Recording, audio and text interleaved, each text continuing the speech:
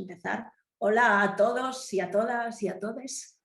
Y primero, bueno, iba a comentar que durante la charla en principio va a hablar Agat solo, pero podéis hacer preguntas o comentarios en el chat. Si queréis hacer alguna pregunta, igual mejor si ponéis en grande pregunta en mayúsculas, así para que no se nos pase ninguna. Pero bueno, si no, como está ahí el chat, si se nos pasa algo, pues nos dais un toque. Y también dar las gracias a Pilar y a Mario, que están detrás de las cámaras ayudándonos, y a Sergio de Doctoralia, porque, bueno, porque nos dejan el Zoom para hacer esto. Y a toda la gente, bueno, del grupo que está detrás y que han echado una mano para que podamos hacer esto. Y hoy tenemos con nosotros a Agat, que, bueno, Agat Guatré, no sé si habré dicho muy bien el apellido, porque tengo el francés un poco oxidado, pero bien. Que Agat ha estado en los últimos años trabajando sobre todo como UX Writer y como especialista en localización. Que a alguna gente a veces esto le suena un poco extraño, pero a los que hemos trabajado mucho en localización para productos digitales, pues sabemos que hay una frontera ahí que está muy desdibujada y que te toca hacer de las dos cosas normalmente cuando haces localización.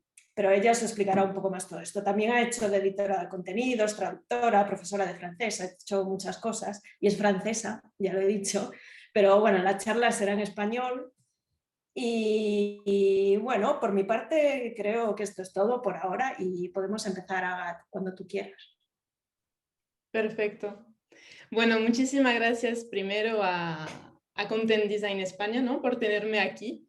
Y también muchísimas gracias a todas las personas que se han hecho el rato hoy para conectarse, para venir al evento y para compartir. Así que espero que lo disfruten. Y me interesa también saber quiénes sois vosotros y si queréis poner también por el chat, ¿no? Bueno, de dónde estáis conectados o de dónde sois o también compartir LinkedIn o lo que sea, pues os animo a hacerlo también. Pero vamos a empezar con primero quién soy, ¿no? Antes de entrar en materia, en localización y en UX Writing, os voy a dar un poquito más de background, ¿no? Hemos hablado de la parte laboral, pero bueno, ya con el acento y con la intro de Blanca ya sabéis que soy francesa, pero llevo más de 10 años aquí en España. Estudié traducción e interpretación en la Universidad de Barcelona. Hice mi carrera con español lengua materna, inglés de segunda, es decir, normalmente no se hace así y ya como podéis ver rompía un poquito, ¿no?, con las nomenclaturas y con la manera de clasificar o de hacer las cosas por el proceso estándar. Mi carrera empezó hace unos 8 años en Nostrum, donde como traductora y profesora de francés participé en el proceso de internacionalización y de expansión de la marca. La marca iba a abrir su primera tienda en la ciudad de Montpellier y estaba ahí encargada yo de localizar la aplicación, de hacer contenido de marketing y algunas redacciones de blog. Luego dejé la comida para algo más sano, el deporte, aunque me guste más la comida, pero bueno, trabajé en el ámbito de marketing y de producto. De redactora estaba haciendo bastante producto. Luego en eDreams, ahí es donde tuve este perfil híbrido, ¿no?, que le diría de Localization Specialist y UX Writer, y ahí es donde voy a entrar más en materia con ejemplos de casos concretos. Y llevaba las marcas de Francia, Go Voyage, eDreams y Opodo. Y nada, es mi introducción y ahora mismo pues estoy en Apple. Entonces, ya hemos visto a la izquierda un poquito, ¿no?, los job titles y quién soy yo, pero también me gustaría definirme cómo soy yo aparte entera, entonces va un poco ahí el toque personal. Me encantan los mercadillos, lo debo reconocer, adoro el vino y el queso, creo que es un poco un dato obvio, pero bueno, lo tenía que decir. Me gustan mucho los cómics, me gusta la purpurina, me flipa hablar en GIFs, me parece genial que con una imagen ahí enseguida como que comunicas con la persona y toda la esencia y el mensaje con 2 palabras está captado. Y nada, eso es un poco como el resumen, ¿no?, de Agat como profesional y la parte también más personal. Y ahora, para entrar en el tema localización, ¿no? Lo que quiero decir ante todo es que os hablo de localización specialist en el sentido de un in-house, porque yo he tenido siempre el privilegio y la suerte, lo llamo así, de poder trabajar in-house dentro del equipo de contenido, y creo que es una experiencia diferente a una persona que trabaja como vendor. Y quiero empezar un poco con esta anécdota, ¿no? Porque esta anécdota ha marcado un antes y un después en mis retos y en mi percepción de localización. También os quiero preguntar, como cuántas veces os han dicho que esto son 2 palabras, en 2 minutos está niquelado, ¿no? O sea, eso son 2 palabras y ya en nada me lo entregas. Vale, pues por ahí va un poco la anécdota, porque estas 2 palabras sumadas a 2 otras palabras y todo esto para hacer una sopa, para luego hacer un genial cartel publicitario, ya estáis viendo, supongo, el desastre, ¿no? Y si ponemos en esta ecuación un poquito de Google Translate, tenemos un caos absoluto en cuestión de segundos. Y la gran diferencia entre Google Translate y los profesionales de localización, para mí, para empezar, hay muchas, pero las más importantes es que somos personas, tenemos empatía, tenemos emociones, reflexionamos sobre la importancia y sobre el contexto. Y para poner un contexto a esta anécdota, que aún no se acaba de entender, trataba de una traducción del catalán a francés, donde las 2 palabras eran la, en catalán, truita, que supongo que hay gente que no habla catalán. Truita en castellano es tortilla, y la traducción acabó siendo en francés, pero os lo paso ya al español, la trucha de tu madre. Entonces ya acabamos con un desastre bien grande en un cartel con una tortilla riquísima de fondo, nada pegaba con nada y fue una experiencia de usuario malísima. A lo que voy con esto, lo que más importa para mí en una buena localización es el contexto.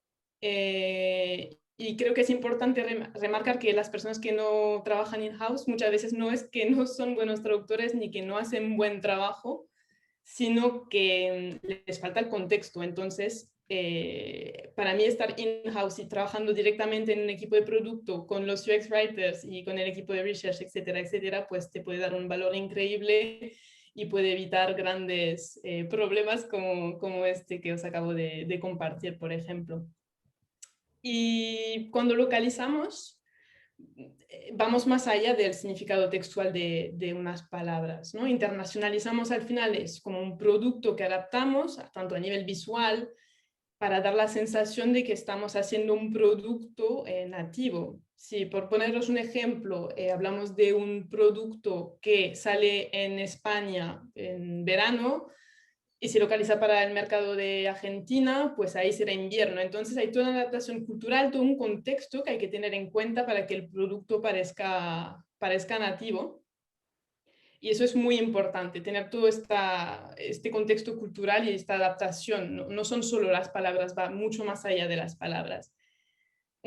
Otro ejemplo de localización es el de los países, por ejemplo, en España tenemos un concepto, ¿no?, del domingo, y si queremos poner un copy en una página donde decimos que podemos atender de lunes a sábado y que luego hay otro número, pero que en otro país no están las mismas normas, ¿no?, de fin de semana y semana, pues ahí es donde un Localization Specialist puede anticipar y proponer una alternativa, porque igual funciona mejor otra cosa en su mercado y podemos acabar con 2 versiones distintas, con copies distintos, pero conceptualmente o la esencia se preserva y al final el mensaje pasa. Y eso es lo más importante, es hacer pasar el mensaje para que el usuario reciba este mensaje como nativo, por así decirlo.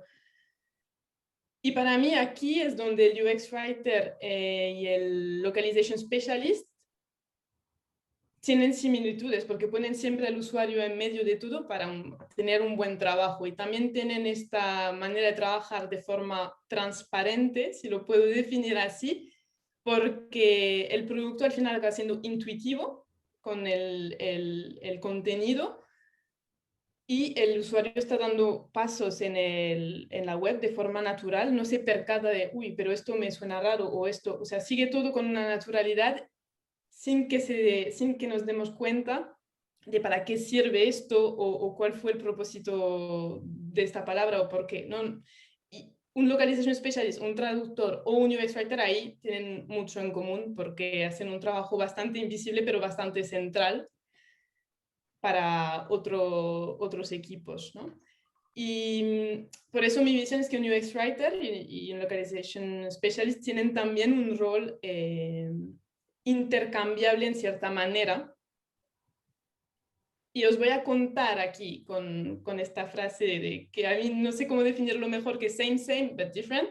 Hay ligeras diferencias, pero según mi experiencia del lanzamiento de un producto de una suscripción en Francia, os voy a contar un poco lo que pasó y cómo llegué un poco a esta conclusión de que son intercambiables, ¿vale? Que lanzábamos un producto de suscripción en Francia, tuvimos que lanzar en septiembre, creo, y en julio nos faltó un UX Writer. Entonces no teníamos tiempo de pasar por el proceso normal, que era el UX Writer crea el contenido en inglés y luego se localiza para los siguientes mercados. Lo que hice es trabajar directamente con la UX Designer, con la PO, con el equipo de Research, haciendo el contenido para este producto en francés. Ahí me había convertido en UX Writer sin saberlo, porque aún tampoco estaba muy informada sobre todo el tema del UX Writing, por así decirlo. Lanzamos este producto en MVP en septiembre, en AB. En octubre ya estamos abiertos al 100% del tráfico. En noviembre teníamos una suscripción rate de 18% más. En diciembre un 50% más. Y todo esto lo conseguimos gracias a 2 A/B test, que también os voy a contar un poquito más adelante. Al final este producto, que estaba hecho en francés, pasó a ser localizado para 4 mercados principales y el pod inicial se convirtió en 5 pods diferentes. Y en este proyecto en concreto, para mí, Localization Specialist y UX Writer han trabajado muchísimo de la mano y se han ido intercambiando los roles según las necesidades. Y al tener, por ejemplo, el Localization Specialist de español que accedía a las sesiones con usuarios en español, creaba directamente los prototipos con el UX Designer, entonces estaba haciendo de UX Writer y había toda esta fase de adaptabilidad donde a veces hacíamos de UX Writer, a veces hacíamos de Localization Specialist, volviendo a coger la estructura normal y funcionó perfectamente. Y era muy satisfactorio ver que podías hacer un poco de las dos cosas. Y para mí se logran aún mejores resultados cuando puedes tener acceso a las personas, a los datos, a conocer los productos, a conocer otras personas de la empresa que conocen perfectamente el producto y puedes también anticipar ciertas fricciones, ¿no? A nivel del producto. Por ejemplo, hicimos un estudio, un caso de research para el programa de suscripción.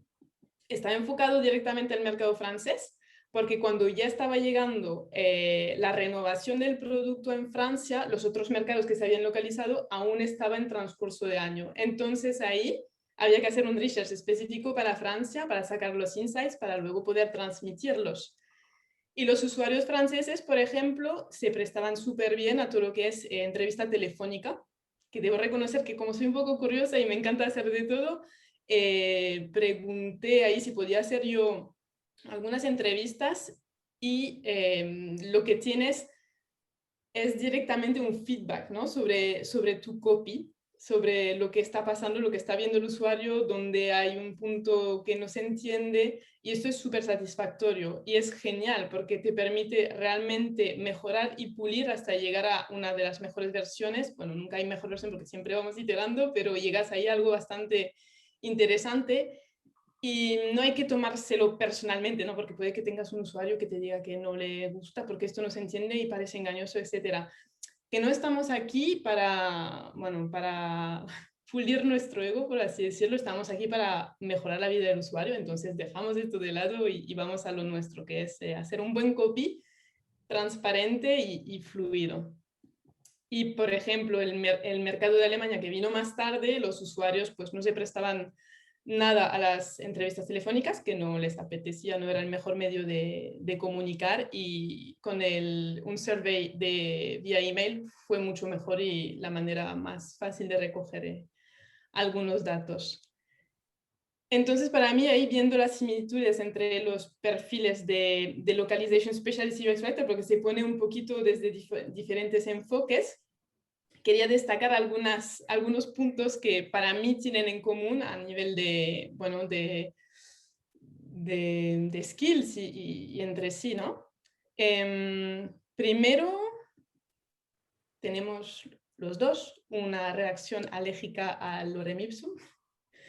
Bueno, es diferente para el UX Writer que para Localization Specialist, pero es algo que nos echa bastante para atrás, ¿no? Los dos, Localization Specialist y UX Writer, necesitamos datos y contexto para trabajar. Sí, en eso no hacemos mucho. Luego usamos el lenguaje que usa la gente. Somos muy puristas en el sentido de que escribimos siempre bien, ¿no? Estamos aquí para esto, pero también creo que somos o tenemos que ser, y esto es mi opinión, flexibles a nivel de lenguaje para usar términos que resuenan con el usuario, para usar términos que van a facilitar, ¿no?, la vida del usuario. Entonces, el tema del lenguaje es muy importante, y tanto a nivel de localización como a nivel de UX Writing, pues siempre hay nuevos términos, porque hay nuevas funciones, hay nuevas apps, hay nuevas cosas, y los dos vamos creando nuevos términos. Entonces, pues esto es un punto también en común. El hecho de colaborar con muchos equipos que traen diferentes opiniones y estar ahí también defendiendo un poco el copy, es algo que nos encontramos en ambos casos, en Localization Specialist y en UX Writer. Y estamos acostumbrados, ¿no?, a la ambigüedad de un copy, a lidiar con él. Ya os he dicho antes también que para mí otro punto en común es el tema de la invisibilidad que tiene como propósito, y que no asumimos absolutamente nada. Ni el UX Writer ni el Localization Specialist asume muchas cosas, sino que pregunta, y preguntamos mucho. Somos muy curiosos, muy... Bueno, vamos a ir a buscar ahí lo que necesitamos buscar, vamos a preguntar a una persona y a la otra y a rebotar lo que tengamos que rebotar para poder llegar a justamente plasmar lo que había que plasmar y hacer lo que teníamos que hacer. Y eso creo que es también una similitud entre los dos. Pensar también en la accesibilidad, ¿no?, en el lenguaje inclusivo. El típico, bueno, welcome en inglés, que al final un bienvenido, bienvenida, pues todos estos temas de problemas, ¿no?, del idioma para poder resolver y ser más inclusivos, pues el Localization Specialist pues también lo piensa y dice, bueno, pues voy a intentar girar la sintaxis de la frase para hacer... X te da la bienvenida, ¿no? Y ya le hemos dado la vuelta y somos más inclusivos. Y los dos perfiles para mí resolvemos todos esos problemas de manera muy creativa y siempre con empatía. Creo que somos dos perfiles empáticos, o sea, con mucha empatía y bueno, pensamos mucho en el usuario. También trabajamos con CMS. Y tenemos un perfil para mí tanto creativo como técnico, que es una mezcla un poco. Igual el Localization Specialist tiene más conocimiento de otras tools, que son las CAT tools, por ejemplo, pero los dos tenemos esta versatilidad de ser tanto técnicos como creativos. Y ahora quiero decir, bueno, poneros ahí una listita de mis 3 frases favoritas que creo que los dos, tanto un UX Writer como un Localization Specialist, ha escuchado para mí. Y ahí está. Bueno, el típico, bueno, solo cabrán 15 caracteres. Y esto cuando ya el UX Writer lo tiene que hacer en inglés y va a ver que solo va a poder poner 16 ya en inglés. Esto nos hemos encontrado los dos con esto. Entonces es un poco, ¿no?, un case escenario que estamos acostumbrados. Y luego también el de, bueno, son 2 palabras, en nada lo tienes. Sí, bueno, son 2 palabras, pero hay que elegir bien estas palabras y no podemos acabar con los ejemplos anteriores de la trucha de tu madre, que no es para nada adecuado. Y creo que esta palabra quedaría mejor porque esto aquí, etcétera. Para mí ahí hay que lidiar con un montón de opiniones. Se puede cuestionar tanto un trabajo de un UX Writer como de un Localization Specialist, sobre todo si trabajas in-house. Y el momento de lidiar con este tipo de opiniones, para mí, bueno, you own your own copy, ¿no? Y bueno, ahora lo voy a decir en inglés porque es la frase que tengo, que he escuchado. Es una frase del ingeniero William Edward Deming, pero no la sé por el ingeniero, sino por una persona de research que trabajaba conmigo y que siempre la ponía en los meetings y me parece muy adecuada. Esta frase dice, without data, you're just another person with a different opinion. Y para mí ahí le dan el clavo, ¿no? Es como, vale, los datos son muy importantes para respaldar nuestro trabajo, para poder justamente entrar en materia, ¿no? Sé que es muy deprimente pensar que vivimos en un mundo en el que todo se mide, todo es de manera cuantitativa. No estoy excluyendo que para medir nuestro trabajo hace falta también un research cualitativo. Obviamente los dos tienen su qué, su peso y su importancia. Pero a veces para salir de dudas, un test, una manera cuantitativa nos va a dar mucho más peso para mí. Y ahora quiero volver al tema que os he comentado antes de estos dos A/B test y vamos a hablar de estos dos casos en concreto porque a mí esto me encanta y lo del tema del testing me parece súper interesante porque hay muchas cosas que parecen súper obvias, pero que hasta que no hagas un test o no te encuentres ahí con los datos, pues no era tan obvio o no era tan fácil. Y con estos dos A/B test que igual ahora explicándolos parecen bastante sencillos, conseguimos unos resultados increíbles, como os comenté antes. El primero es un A/B test de botones del CTA. Para poneros en contexto, el usuario se encontraba en el flow, estaba para comprar su vuelo y en un momento dado tenía la opción de suscribir a este programa para tener descuentos en los vuelos. Tuvimos que cumplir muchísimo con todo el tema legal de lanzamiento del producto y había que tener de manera súper clara el precio. Y el precio, bueno, por temas legales tenía que estar como en el botón para hacer lo más visible posible y tal. ¿Qué pasa? Ahí en este ejemplo, al poner un precio dentro de un CTA, que primero no es una best practice, y segundo, el usuario asumían, bueno, la hipótesis es, bueno, los usuarios igual están asumiendo que si clican ya van a pagar, ¿no? Porque es como suscribirte por, vale, pues clico y enseguida se me quedan los datos o ya estoy pagando. Y había un miedo de los usuarios en la hipótesis que al final se confirmó de esto, ¿no? De ver un precio en un CTA. ¿Qué hicimos ahí? Incluir el precio en otra parte del flow, justamente debajo y poner otro widget. ¿Qué conseguimos con esto? Un 18% más de suscripción, ya que no estábamos poniendo un mensaje de alerta en el botón. Y esto es uno de los A/B tests que parece, como digo, muy sencillo, pero que consiguió muy buenos resultados para el mercado francés. Y el segundo, ya fuimos a refinar un poquito más, teniendo los learnings de los usuarios y fuimos a personalizar. Porque en este caso pongo la misma estructura, ¿no? Está otra vez el usuario en el flow y de repente se encontraba pues con la posibilidad de suscribir a este programa o si no a seguir sin comprarlo.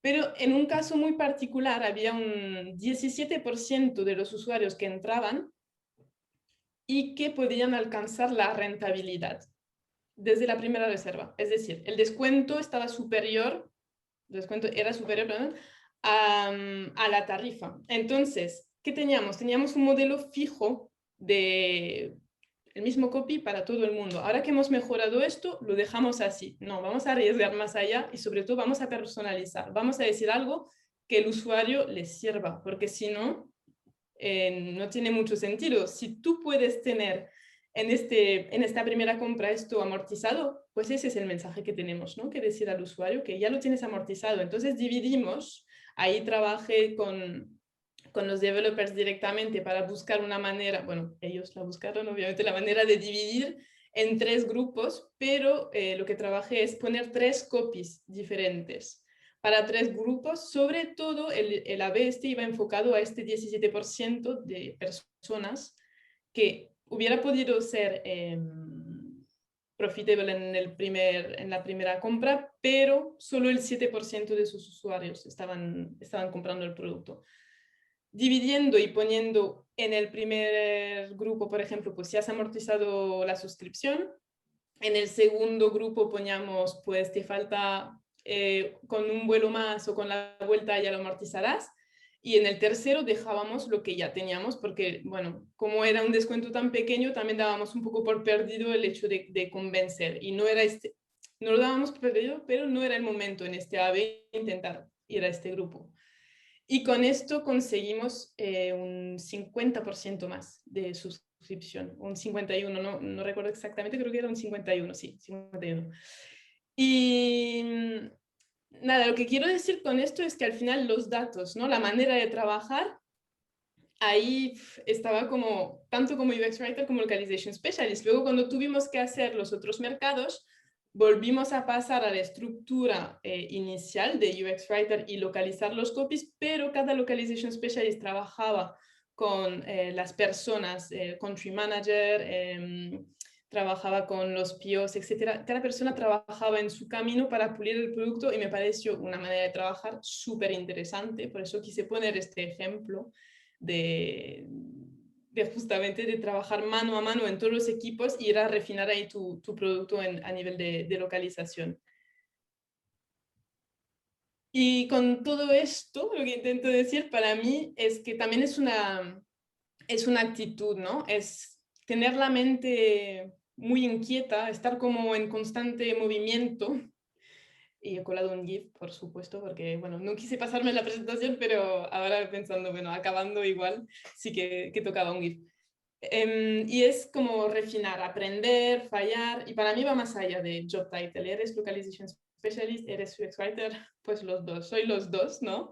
Y mi manera y mi forma de ser es aprender, es compartir, es fallar, es rehacer, y sobre todo es ver las zonas donde me siento incómoda. Y esto es mi forma de proceder, donde me siento incómoda en el sentido de no entiendo bien esta parte o tendría que ganar conocimiento. Y con el tema de los A/B tests que se podían, en esta experiencia donde cuando estuve en eDreams, se podían llevar por parte de los pods directamente, pods o squad, depende de cómo los queráis llamar, y también se podían llevar por la parte de una tool que teníamos, que era Google Optimize.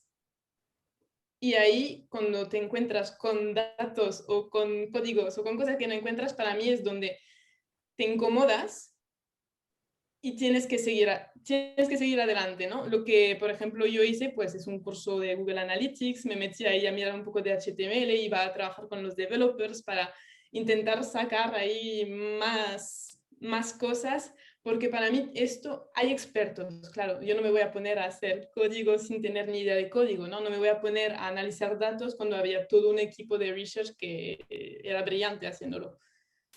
Pero el hecho de aprender o de al menos tener esta mentalidad abierta de querer aprender o de hacer cosas y cambiar, te lleva ahí a un terreno de poder estar en posición de fuerza y debatir, influenciar los cambios y sobre todo cómo defender tus copies, porque al final hay toda la parte del copy en sí, pero hay toda la parte que es la ideación, que es la estrategia que va detrás, que es muchísimo más que 2 palabras, ¿no?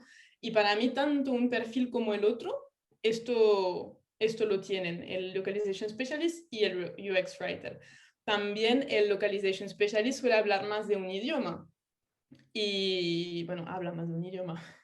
Pero el UX Writer también puede pasar. Pero lo bueno ahí es que puede anticiparlo, también puede ver algo y compartir algo con el UX Writer, ¿no? Y decirle, ojo aquí, porque en mi idioma esto es así, y ya se podría dar la vuelta. No digo rehacer el copy por completo, a veces ha podido pasar, pero sino más bien de, bueno, de darle un enfoque multilingüe para justamente cambiar algunas decisiones y anticipar unos posibles problemas. Para poneros un ejemplo un poquito concreto, porque igual parece que me estoy yendo, pero sería las fórmulas de plural, ¿no? Según el idioma, habrá que ver si tenemos que poner una cosa en una fórmula u otra y se tiene que mirar todo eso en el CMS. Bueno, hay todas esas cosas como que el Localization Specialist normalmente al salón dice, oye, pues aquí igual habría que ver esto. Y con esta pequeña charla, esto es lo que os quería como comentar, compartir sobre todo mi experiencia en este rol, como haciendo las dos cosas, sobre todo haciéndolo a priori sin saber que estaba haciendo las dos cosas, pero como me encantaron las dos por igual, pues así sigo, ¿no? No me quiero definir ni ceñir a un rol en particular, sino que creo que cuanto más cosas sepas, pues mejor y más beneficioso es. Y si os ha gustado un poquito el tema, este tema ahí de Localization Specialist UX Writer, pues tengo ahí unos artículos que los puedo poner luego en el chat o después en el Meetup, no sé cómo lo compartimos, pero sí me parecen muy interesantes y creo que hay mucho, tiene que pasar muchas cosas, ¿no? Ahí en todo este tema de hay cada vez más localization specialist que hacen el cambio a UX Writer y se está viendo como tendencia, pero igual o hacen el cambio o igual siguen también con la esencia del Localization Specialist, que no tiene por qué perderse, ¿no? Es cambio una cosa por la otra, pues no, pues las dos cosas sí me apetecen y también si me apetece meterme en otro proyecto y hacer otra cosa de otra manera, pues adelante. Lo más importante es hacer lo que nos gusta y ya está. Vale, pues tenemos un montón de preguntas. Gracias por todo lo que has explicado, Agar. Pero ahora y veo que hay alguna complicadilla. Así que vamos. Mira, la primera es Gracieli pregunta si puedes explicar alguna buena práctica para el sector de turismo, sobre todo con el tema de los nombres de los países y lugares. ¿Cómo se localiza eso? ¿O se localiza? A ver, las best practices para mí aplican tanto el nivel, o sea, hay best practices de UX Writing que aplican para todo, ¿no? A cualquier sector, porque al final es en genérico. Luego, si pienso en best practice de UX Writing como de turismo, diría, es más localización, ¿no? Es más esta parte, por ejemplo, pienso en cuando tienes los países y los idiomas, que muchas veces no están bien puestos ¿cómo se llama? No me sale la palabra, las banderas, por ejemplo, sí, es verdad. Por ejemplo, Suiza, ¿no? Tiene la bandera de Francia. No, Suiza es Suiza, se habla francés, que es el idioma, y entonces pues es país, idioma. Y luego también poner bien de manera los idiomas que se hablan en cada país, creo que es muy importante, porque no hace que ningún usuario se sienta excluido. Y si tienes un producto para varias marcas y varios mercados, pues esto es muy importante tenerlo bien reflejado para mí. Y luego el tema, por ejemplo, de, bueno, en el turismo, yo pensando en la página, ¿no? En la que trabajaba en eDreams o en GoVoyage o en Opodo, pues los filtros que sean descriptivos, que la manera de filtrar, que todo sea fácil, ¿no? Que no sean unos filtros con, vale, queremos que usen los filtros, entonces vamos a meter ahí un concepto, no, los filtros no es un lugar para meter mucho concepto, es algo práctico para el usuario, ¿no? Para sacarse resultados de encima, entonces para mí los filtros son muy importantes y hemos visto mucha tendencia a querer meter demasiadas cosas en los filtros y acabar justamente sobrecargando al usuario. Por eso diría que minimalismo a este nivel y minimalismo de contenido en general en el sector del turismo. La gente viene a buscar paz, viene a viajar. Entonces no sobrecarguemos ahí con, bueno, brillantina y cosas y fuegos artificiales. No, para mí no es el lugar. Y no sé si sería un poco mis consejos. La siguiente pregunta es complicada. ¿Cuál fue el reto más grande al que te has enfrentado? Pregunta Jean Paul. Retos me he enfrentado, pero Sí, ya que os he explicado tan concretamente este caso, ¿no? Donde tuve que cambiar un poco de puesto así en cuestión de 2 semanas, no os voy a volver a contar esto porque me parece un poco, bueno, otra vez lo mismo. Qué pesada esta chica. No. Un reto muy grande el tema de Google Optimize. Ahí sí que fue un reto grande. ¿Por qué? La tool no estaba muy adaptada a la interfaz, ¿no? No podíamos implementar los A/B test. Cuando hablabas como os decía antes, ¿no? Hablabas con una persona de datos, te decía una cosa, no entendías nada. Te hablabas con un developer, te explicaba que el CSS, no sé qué, y estabas como, vale, no entiendo nada tampoco. Y ahí sí fue un reto, porque ahí tuve que ponerme realmente a hacer sesiones de shadowing con el equipo de research, con el equipo de tracking. También llegamos a identificar que faltaban unos eventos para hacer el tracking, hicimos toda una documentación y esto no es un reto en sí, como ahora igual la persona que ha preguntado se esperaba una respuesta de algo de UX Writing, ¿no? ¿Cómo has sacado adelante este concepto y tal? Pero para mí en mi carrera este ha sido el reto más grande, el tema de implementar una tool para llevar el A/B testing, para que el contenido, el equipo de content pudiera llevar sus propios test a cabo, fue el más interesante también, os diría también. Vale, pues la siguiente es de Emiliano y pregunta si nos puedes contar en base a tu experiencia, cómo se logra que la adaptación y la traducción de contenido sea escalable, tanto a nivel de diseño, producción, implementación. Para mí, para conseguir una buena localización de un producto, primero hace falta mucho research.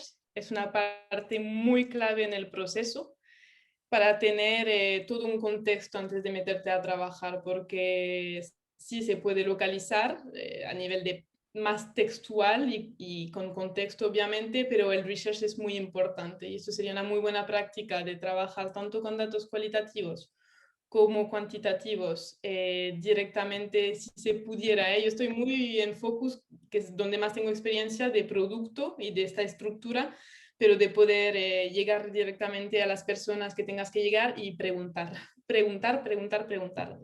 No hay preguntas tontas, no hay preguntas que no valgan y no vas a ser pesado, pesada por ir y volver a preguntar. Es mejor preguntar que, bueno, ahí sí que os puedo contar, por ejemplo, un fallo importante que tuve por no querer preguntar, porque ya había preguntado 2 o 3 veces, pero me sentía incómoda, por ejemplo, con un tag de HTML que tenía que meter en una notificación cuando llegaba el usuario a la página, a la home, por no querer preguntar o confirmar, llegamos a destrozar la home y se quedó la home 2 días ahí down, ¿vale? Entonces, preguntar es clave para mí y eso es el gran aprendizaje de este error, no hay preguntas tontas, preguntar muchos datos, mucho contexto y no tener miedo al feedback.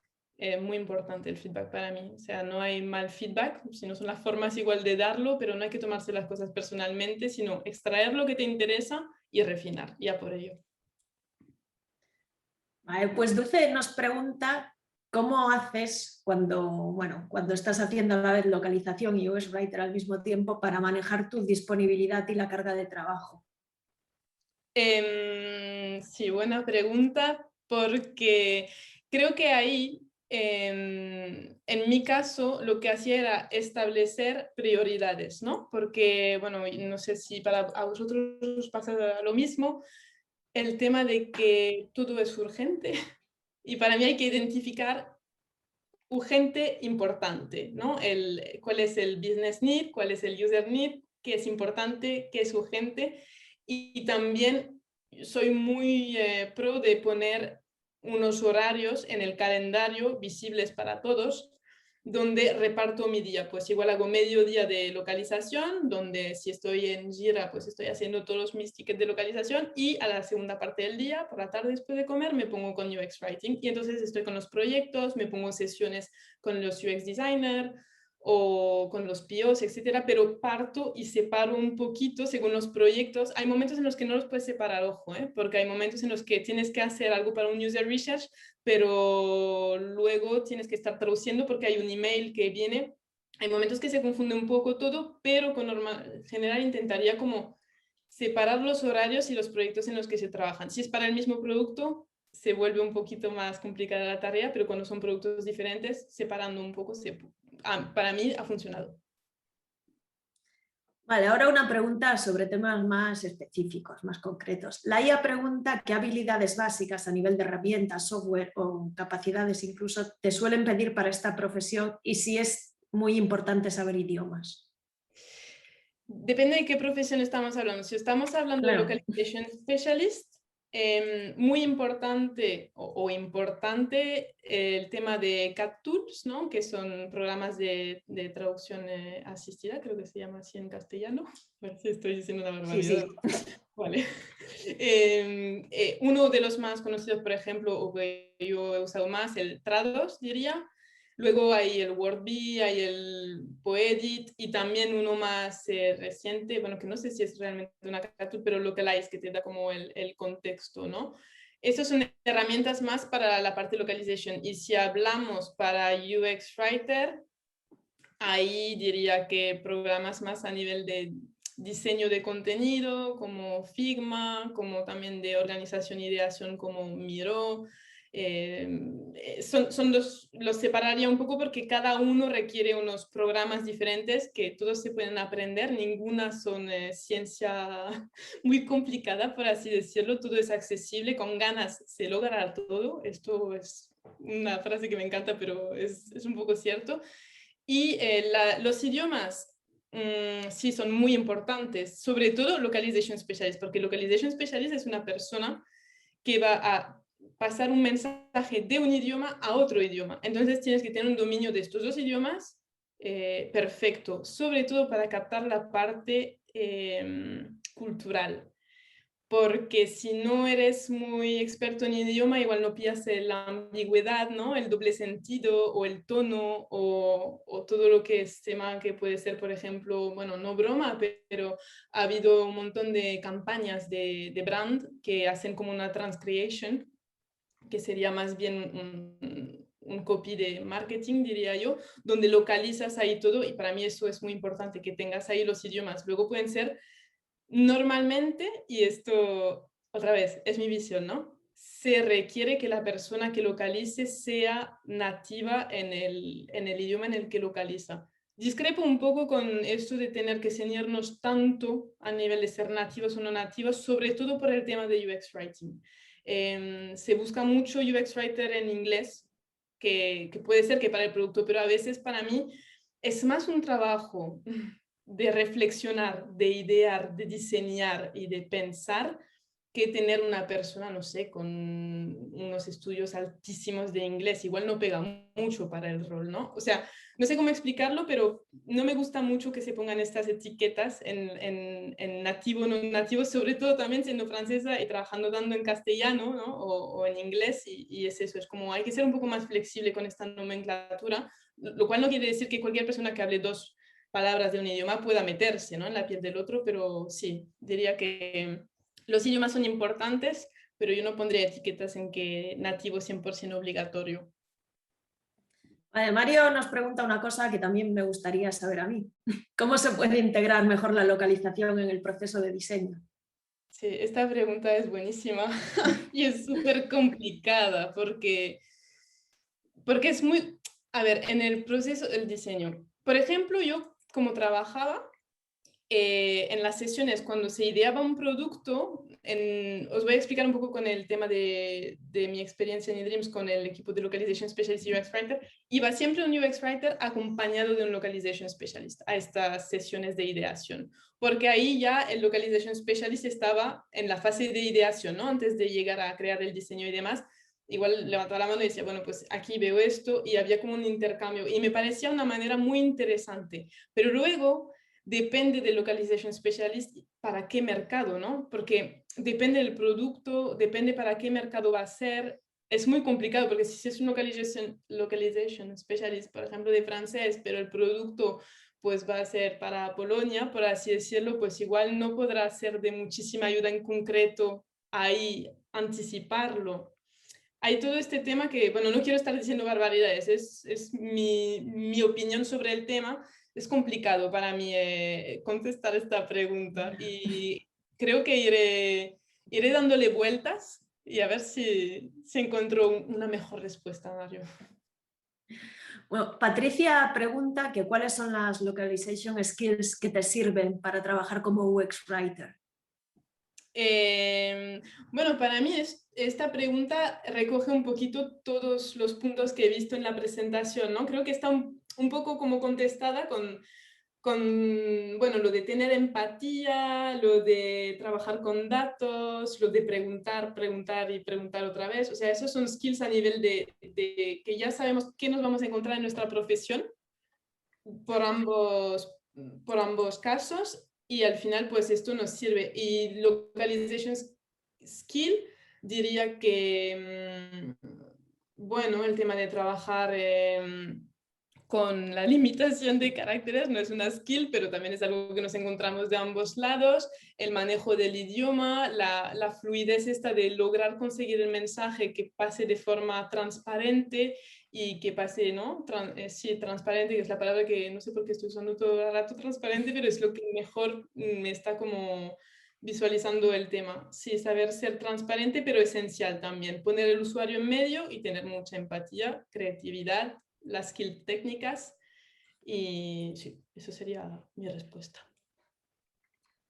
Vale, pues ahora tenemos una pregunta de Valeria que pregunta cómo trabajas cuando un producto ya está creado, totalmente terminado, y entonces te piden una traducción a tu idioma nativo de otro idioma que puede ser portugués, español, latino o el idioma que sea.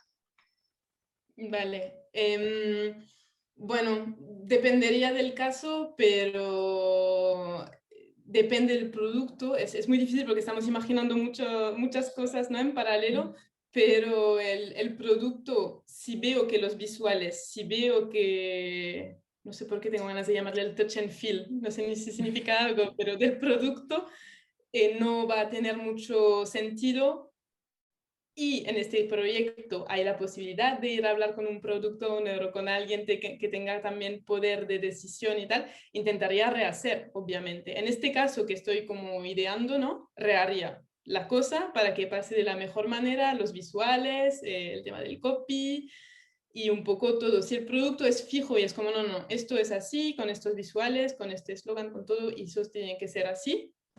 Intentaría hacer mi mejor trabajo posible para que a nivel de contenido suene natural, pero anticiparía que igual este producto no funcionará en el mercado porque no está adaptado al mercado al cual se está enfocando. Entonces haría mi trabajo, pero levantaría la mano todo el rato para explicar que esto así va a ser complicado que funcione.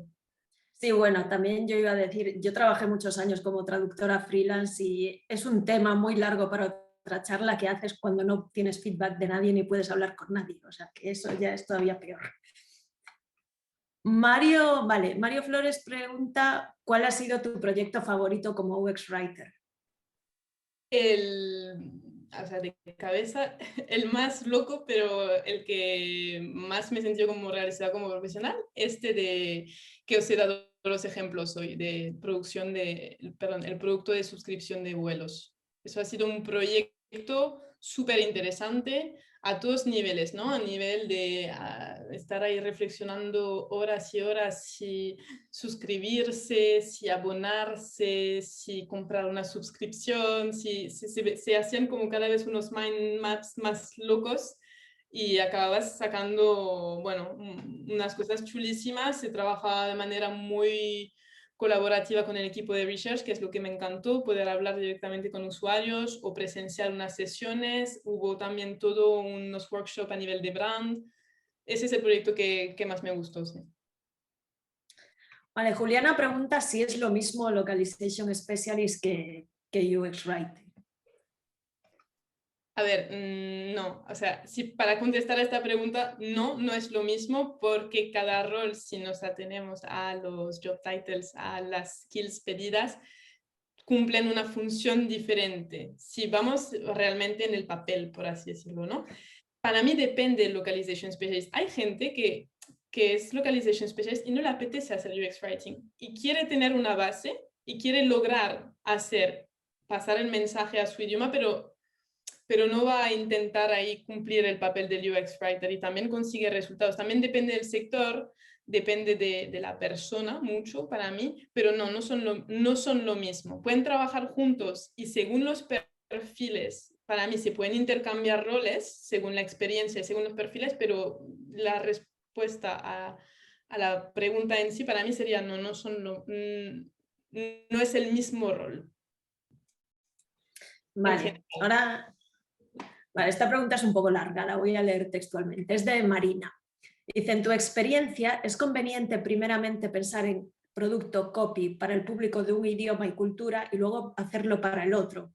Como por ejemplo, claro, tienes que cambiar de chip entre inglés y francés y que es más sencillo, ¿no? Cuando tienes poco tiempo para hacer el copy, hacerlo primero en tu lenguaje materno o hacerlo directamente en el lenguaje que sea, ¿no?, del producto.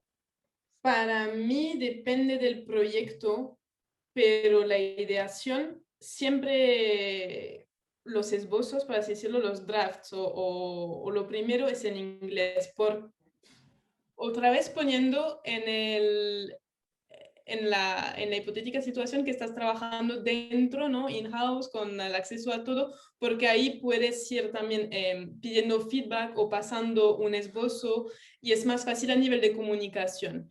Si es un caso de trabajar en freelance, me va a costar contestar porque yo no he trabajado de esta manera. Igual, Blanca, no sé si tú puedes dar un mejor feedback sobre esto. Bueno, es una pesadilla trabajar como freelance para productos. No, es así de verdad, porque normalmente no tienes absolutamente nada, tienes solo un Excel con los textos y ya está. O sea, esto daría para un tema muy largo, pero bueno, si le interesa a mucha gente, igual otro día podemos hablar con traductores freelance. Claro, no sé, para mí sería esto, sería inglés para poder meter a todas las personas que necesitas que sean partícipes un poco del proyecto, ¿no? Y entenderse y buscar una manera común de idear y luego ya al idioma que se tenga que hacer cuando muchas veces se pueden hacer content design draft, ¿no? Vale, pues esto estaría así, con un título así, que sería y pones ahí como unas líneas que tienen el concepto detrás y luego vas a ir a pulirlo para ponerlo en el idioma que realmente lo quieras poner. Vale, pues más preguntas tenemos. Vale, esta es una pregunta muy concreta sobre algo que has explicado tú antes. Judith pregunta, cuando estabas hablando del test AB, que dijiste que había un requisito legal que decía que teníais que poner el precio en el botón. Entonces pregunta si durante el primer test no sería compliant lo que hicisteis. No fue incompliant porque para lanzar este test pedimos el agreement. O sea, para lanzar el producto se necesitaba. Luego, trabajando con el equipo de legal, se preguntó y se planteó, queremos hacer un test, el copy va a ir así y no habíamos pensado, pero si creamos y desarrollamos una string ahí debajo, podríamos poner el precio en el lugar este y luego habría un pop-up. Entonces, fuimos a reunión con el meeting de legal, con el UX designer, la PO y demás, y ahí presentamos. Entonces, antes de lanzar el A/B test, pedimos el approval, obviamente, del departamento legal. Vale, Marina pregunta qué tipos de CMS has utilizado y CAD-Tools también. Bueno, CAD-Tools ya dijiste un poco antes, pero si Sí, tienes alguno para recomendar. CATTools sí. He trabajado mucho con el Trados, que me parece que es bastante completo. A nivel de CMS, siempre he usado CMS que son in-house, o sea, que son el CMS que ha creado la empresa, ¿no? O sea, no tiene un nombre porque es el CMS propio, es el backend que ha hecho la empresa. Y así es como he trabajado con CMS, sí, propios de la empresa, donde cada uno es un mundo, cada keys está organizada de una manera diferente, la interfaz es o intuitiva o no intuitiva, y ahí es cuando empiezas en un trabajo nuevo, por así decirlo, ¿no? Y te encuentras un nuevo CMS, es como, vale, a ver qué me voy a encontrar aquí y cómo rehago un poco todo el mind map de cómo voy a buscar el contenido luego. Vale, pues ahora Camilo pregunta si hay que seguir siempre la voz de la marca como muy a rajatabla, ¿no? Porque si es muy informal, por ejemplo, puedes decidir si colocas o no la coma del vocativo, los signos de apertura, de interrogación y exclamación, o hay siempre que seguir las normas gramaticales. Para mí siempre hay que escribir de manera correcta. O sea, no pondría por ejemplo, sacando unas comas donde tocan o unos puntos interrogantes, porque al final acabas teniendo un copy de mala calidad. Y eso tiene una bad press, ¿no? Para tu marca, es decir, el usuario se le encuentra igual, puede hasta desconfiar un poco, porque cuando vemos algo mal escrito, solemos desconfiar, ¿no? Este típico mensaje de pop-up ahí todo lleno de faltas, decimos, esto no lo tengo tan claro, ¿no? Entonces, para mí, cuando estuve hablando antes de esto, no hablaba de escribir mal, sino de escribir de manera más actual a veces, ¿no? O hay muchísimas nuevas palabras para poner un ejemplo más concreto, cuando estamos a veces haciendo algunas features de una app, ¿no? O algún producto o función especial de una app, tenemos que como crear un nuevo término ahí, porque eso es como, nuestra marca hace esto. Nosotros tuvimos en un momento como una cosa que medía los equipajes de manera virtual y nadie lo tenía. Entonces había que buscar ahí cómo plasmar esto en palabras, porque cuando te lo explicaba el pod era todo como, sí, vale, entiendo. Ahora era como, vale, pon un logo de esto y luego dos palabras, o sea, un título y un subtítulo y explica esto. Y ahí es donde no hay que temer a crear no crear nuevos términos, sino buscar ahí un poco, informarse, hacer mucho research para ver qué resonaría más. Y va más a esto cuando decía de tener un lenguaje flexible y en ningún caso recomendaría escribir mal, nada. Vale, ahora Adriana pregunta si los UX writers de otras nacionalidades, ¿no? Que, bueno, que son UX writers pero hablan otro idioma, deberían siempre hacer localización o si es aconsejable que se hagan las dos cosas. Depende de la persona. No tengo una respuesta. Depende de... A ver, la localización requiere una formación también, ¿no? No es como... No hay que verlo como, vale, pues hablo los idiomas y puedo ir intercambiando. Justamente hay todo este mindset de globalización que pasa a través de una formación. Entonces, creo que es un poco difícil de buenas a primeras que un UX Writer que hable dos idiomas diga, bueno, pues hago localización, porque se va a encontrar con un montón de temas técnicos que no sabrá resolver, supongo, por falta de igual de experiencia. Sí, sería mi respuesta como, bueno, habría que ver el caso, la persona, pero ambas profesiones requieren su formación. Claro, lo que voy es que si te formas de un lado o del otro, también pueden ser como intercambiables, pero no hay que olvidar que a todo esto hay una parte de, bueno, de background de formación. Vale, Judith pregunta por un tercer perfil, digamos. Bueno, para mí es lo mismo que localización, pero igual tú tienes otra opinión. Pregunta en qué lugar quedaría el transcreador entre estos roles de UX y localización. A ver, la transcreación para mí es mi opinión, es una forma de localizar, para mí, es como yo lo veo, porque al final te están dando un input de, vale, esta es mi marca y lo veo, se usa mucho más en el ámbito de marketing para mí que de producto. Y es, vale, pues esta es mi marca, este es mi slogan, esta es mi visual y lo quiero adaptar a tu mercado. Y hay toda una parte como muy creativa, ¿no? De ir buscando lo que va a resonar mejor con tu mercado, pero no, para volver a la pregunta, no creo que lo pondría en ningún enfoque, sino en más bien un tema de localización. O sea, es una localización, al fin y al cabo, una transcreación. Es hacer pasar de manera natural y fluida un mensaje desde un idioma de origen a un idioma de llegada. Vale, y creo que ya tenemos la última pregunta. Juliana pregunta, esta también es un tema muy complicado, que dentro de cada país suele haber varios regionalismos, ¿no? En unos países más que otros, ¿no? ¿Y cómo se segmenta el texto para cada uno de ellos? Por ejemplo, el español es muy complicado porque no tiene nada que ver el español de España, ya dentro de España hay muchos regionalismos y aparte no, pues tienes el español de toda Latinoamérica. ¿Y cómo se hace eso en portugués también, que está Portugal y Brasil, ¿no? Depende si tienes capacidad para personalizar. Mi respuesta es personaliza a lo máximo, ¿no? Si puedes enfocar un producto de una manera que el usuario que llega desde este punto geográfico vea este tipo de contenido, etcétera, etcétera, para mí es personalización 100% y de cabeza. Luego, en caso de que no pueda ser, lo más estándar posible.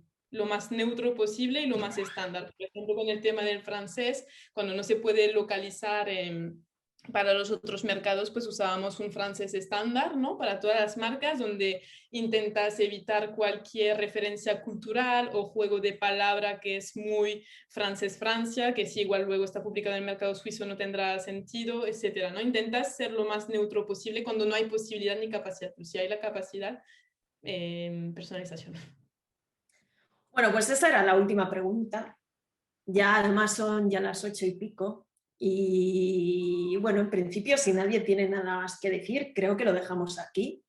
Muchas gracias, Agat. Muchas gracias pues, a todas las personas que habéis venido también y que tengáis una buena semana, lo que queda, y un buen fin de semana. Y nos vemos en la próxima, si queréis. Vale. Muchísimas Chao. gracias.